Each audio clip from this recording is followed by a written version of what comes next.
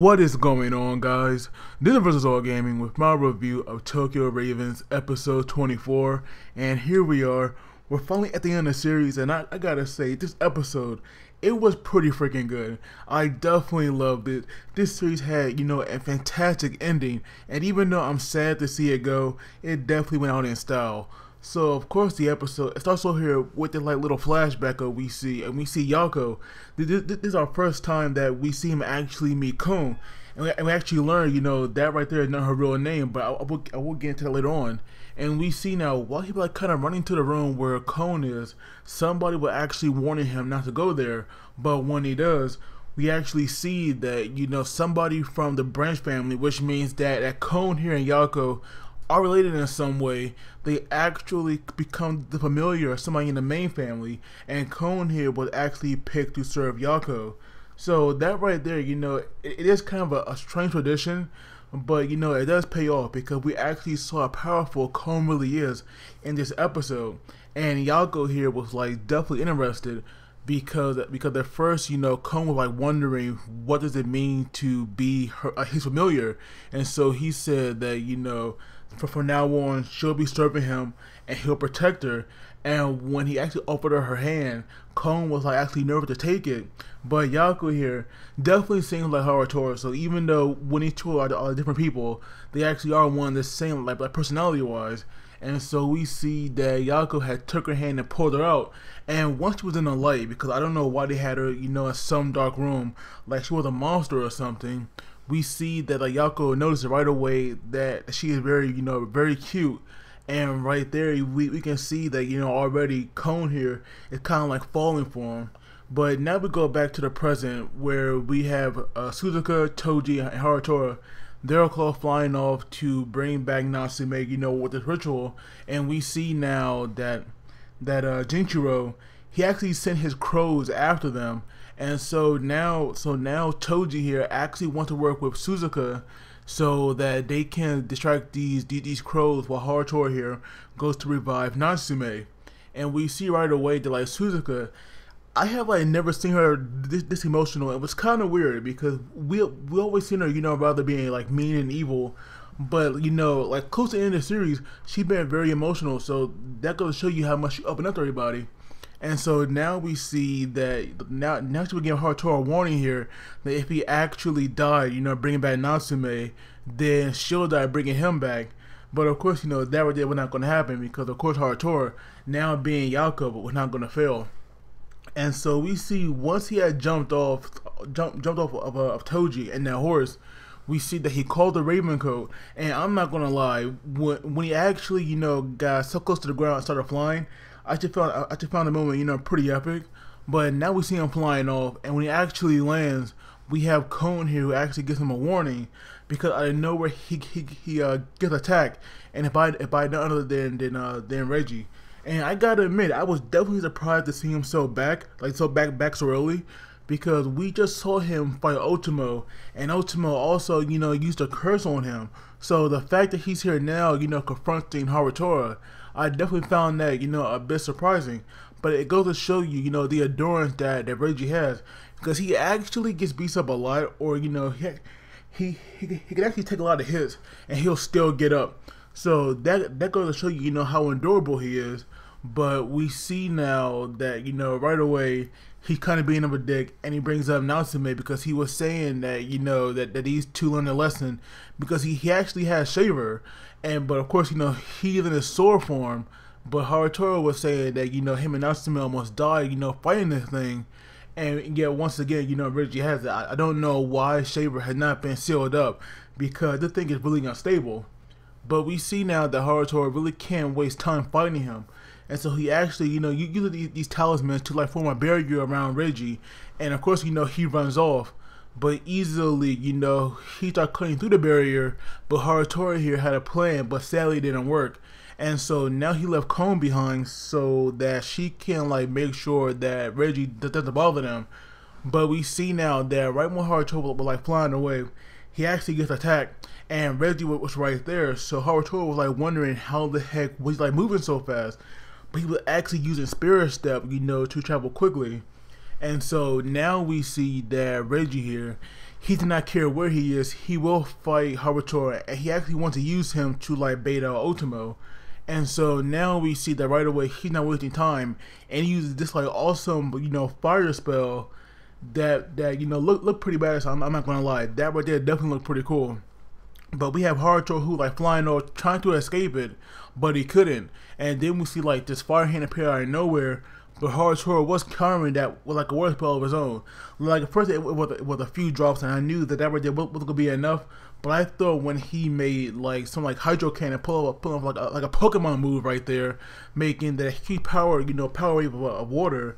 I thought that right there might be enough. But Rage here actually surprised me. His fire was actually stronger than water, because we all know that water should like beat out fire. But Reggie here, kind of like put that theory down, because his fire was actually stronger. And so now we see right before his fire could like really hurt Harutora, we have Cone here who actually arrived on the battle and stab him in the arm. And that right there, like took a lot of guts, because we all know that Cone here, she has not been seen in the greatest light in the series so far, because she is like really young, and of course, by her being so young, people wouldn't think that she's that powerful. And I'm not gonna lie, I also made that mistake. But here's the part that like really made me wanna, jump into the screen and kill Reggie, because he actually stabbed like Cone here with his sword. And I'm not gonna lie, that right there, kind of ticked me off, because Cone definitely did not deserve that. But then we see, he was actually gonna finish Cone off, because he found her, to be annoying because she was in the way. But right before he can do that, we have Harutora, who was actually, flying down there to save her. But the Raven Code here, it was kind of acting out to protect his master, and it actually was like stopping Harutora to proceed further. But then we see that he actually took it off, and he actually landed, right behind Cone and picked her up. And then we see Reggie here, even though Harutora was there, he did not stop attacking at all, as we see that he does use the sword, and he actually, strikes at Harutora. Now, I'm not sure if his eyes just hurt or if he lost it, but we just saw like a lot of blood, coming down one side of his face. Now, it might just be a head wound, because I'm hoping that, he's not blind in one eye now because he lost it. But we see that he has a pretty bad injury, because there was like a lot of blood coming from his face. And, and that blood that he was like losing, we saw some drip down on Cone's cheek. And that right there, kind of like woke her up. And we see, and she sees that her master here is hurt. And so then we have Reggie here who gets upset, because Cone actually calls him a bastard, and that would use like this like simple spell to actually attack and send him away. And so now we see now we see Harutora. He's like looking at Cone, because she actually gets up and she plans on protecting Harutora. And she was saying that she didn't wait this long for her master here to lose to somebody like him. And so from her words now, we actually have Harutora, kind of remember who she really is, because he actually calls her Cone, but then he says no, and then he actually remembers her true name, which is Hishamaru. Hopefully I'm saying that right. But we see now this little flashback with Harutora's father, and we also see him with, Hishiramu, back in the day. Even though we didn't see, her full body, we could tell that it was her. And even Harutora's father here was saying that she waited all this time. And so now we see, like this little symbol appear behind her, and it was like these seals for her powers. And she broke 3 seals right away. And we see already that her body was growing up, and she was aging as she became a teenager. And so right away, Reggie here, he was definitely, not gonna let this happen, as he attacked her. And Cone here was actually able to block his attack for the most part. But then Reggie here actually summoned Shaver, in his like human form. And this guy is still freaking crazy. Now, I'm not sure if he always, had an arm missing, or maybe it was from their fight with like Harutora and Natsume. I have to go back and watch the episode again, because he was missing an arm, and his clothes were messed up. So maybe that right there was a result from his fight with Harutora, and he just couldn't heal. But we see now that he actually plans on attacking Harutora, and of course Cone here. I'll call her Cone because it's a lot shorter than her real name, so I'll still call her Cone. We have Cone here, who was definitely not going to let that happen, but Reggie also would not let her interfere. So soon enough, she actually broke, her last 2 seals, and we see her real form. And now we see her use the awesome spell where she kind of became a Quincy. I'm not gonna lie, because that right there is kind of like what it reminded me of.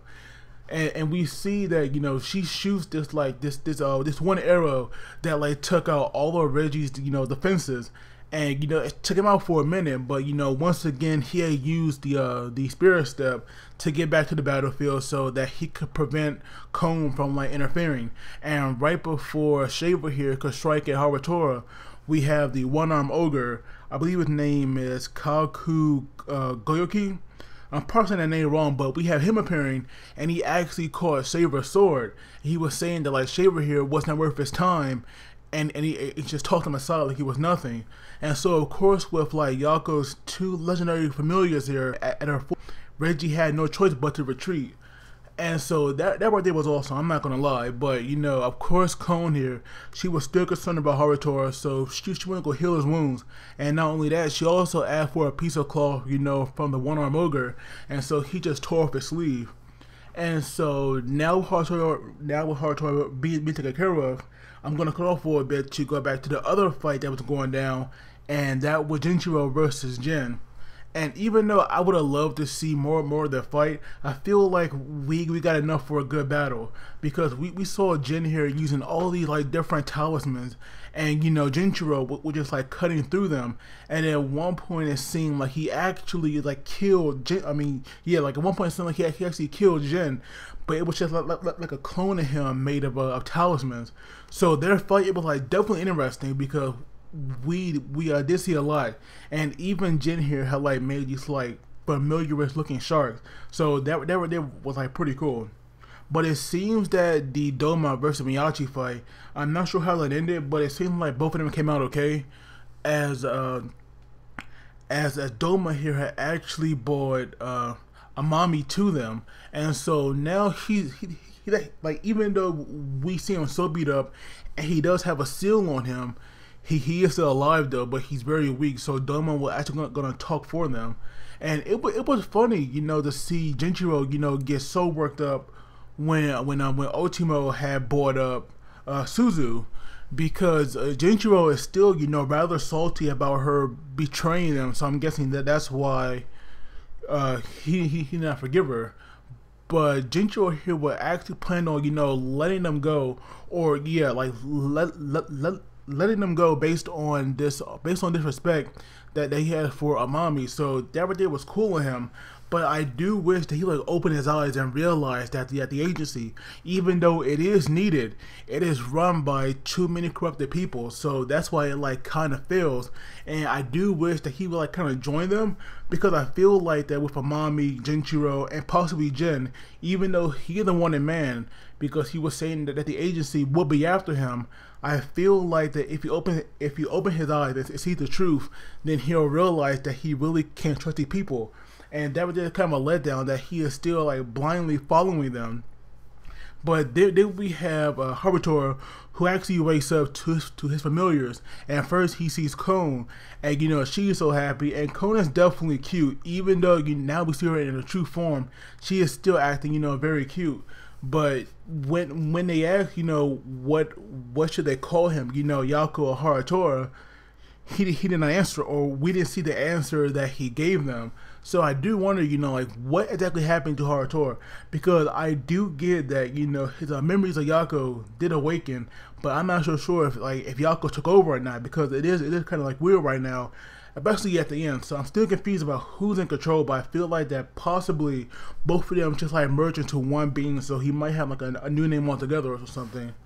But we see now that when he went to go get Natsume, we see that he actually ran into Taikiko. And I'm not gonna lie, it was kind of cool to see them face off, because both of them had powerful familiars with them. But luckily, a fight didn't break out. Taikiko, who was still feeling very bad about what happened to Natsume, and even though Harutora didn't really care about what she had to say, we see that she was actually going to give up Natsume with like no problem at all. And so now I feel like that if there was like a second series, I do wish that they'll focus on like Harutora now and see where he could be at, you know, with like all the people, because clearly his friendships with like everybody in here is never gonna be the same again. But luckily he got Natsume and he took him to Suzu, and so we see, you know, the sun was coming up, which means that all night, you know, all the stuff went down, and then now move on to a new day. And so we see that Harutora here, he was now performing a ritual, and it actually looked pretty cool. It did seem very different to where Suzuka, you know, had did it. I'm not sure if that because Harutora was doing it right or what, but to me it looked very different. But we see now that all these characters, they're all kind of getting like their own endings here. As we saw Miyachi, he was now in the ruined office building, and he actually met up with the Burger Princess. So I'm not sure if like that there is some kind of pairing. But it's obvious that, you know, something is going on with these two beyond just being, you know, like mages. And so then we go to Otomo and Doma. They were like in a car driving off, and I should get to the, you know, the important part of the conversation, and it was that Jin here actually wants Doma to be familiar. And I'm not gonna lie, that right there shocked me, because I did not see that coming. I never thought that, you know, that these two would actually, you know, work like this. But Doma was saying that, you know, that if he does like let this happen, then he will be overcome by him, and that right there is, you know, very shocking. But Jin here, he's actually ready for that, and he said, you know, when that time's come, then he'll just give up his other leg, and he'll fight him again in battle, you know, with like magic, and he'll win his freedom back.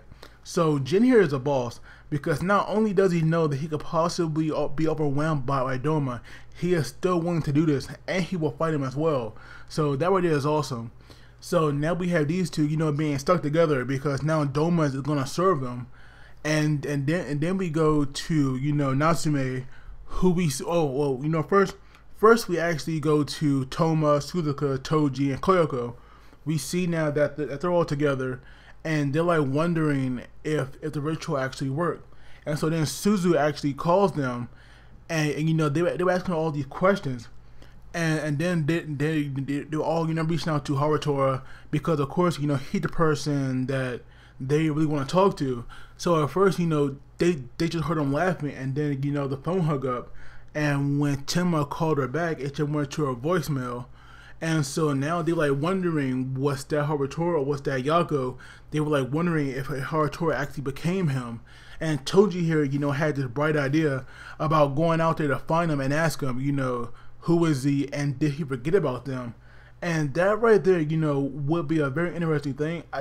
I do kind of wish for like an OVA to see that, because I do want to see what will happen if they go out there and they actually do find Harutora again. But now we go to Natsume, who is alive, thank God, and we see her now in this beautiful white room. And so she was sleeping at first, but when she wakes up, she sees Harutora, because he's there on her bed. And we see now that, you know, Harutora had asked her why did she come to see him at this Hokuto, because he thought that she was avoiding him.